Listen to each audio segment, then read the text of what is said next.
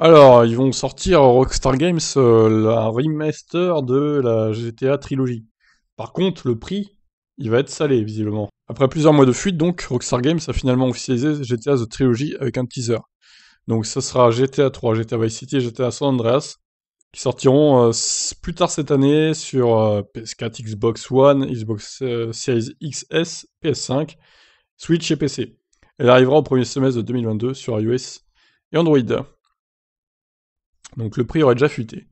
70 $. C'est une blague. Ce prix correspond effectivement aux sorties actuelles sur PS5 et Xbox X.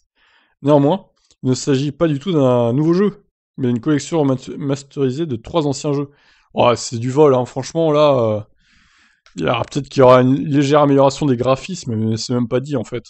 C'est pour eux aussi que les versions PS5 et Xbox X soient plus onéreuses que les versions PC et console PS4, Xbox Series One, hein, du coup.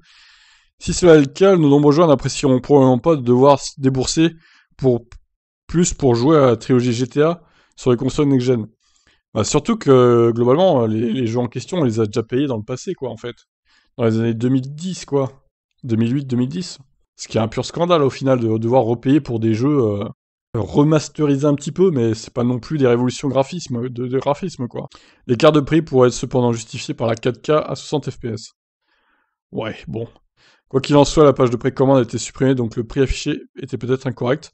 Rockstar Games n'a pas encore dévoilé le prix de GTA The Trilogy, mais il ne devrait pas tarder, puisque la sortie est prévue pour cette année. Les joueurs attendent aussi une vidéo de gameplay, pour se rendre compte des améliorations visuelles entre les jeux originaux et les remasters, même si Rockstar a permis de conserver l'aspect de la sensation classique des originaux. Ouais, bon, honnêtement, il y aura sûrement pas de mode en ligne en plus, donc si c'est vraiment vendu à ce prix-là, je vois pas l'intérêt de les acheter, hein. C'est totalement du vol, quoi. Bon, je vous laisse réagir. Qu'est-ce que vous en pensez de ce prix, si c'est le cas? Si c'est vraiment ce prix-là. Ça fait quand même 22, 23 € le jeu. 23 € le jeu, ouais. Des jeux qui sont sortis il y a 20 ans, presque, hein. Pas tout à fait, 15 ans, on va dire, mais c'est juste colossal, hein, pour des jeux si vieux. Bon, je vous laisse réagir. Ciao.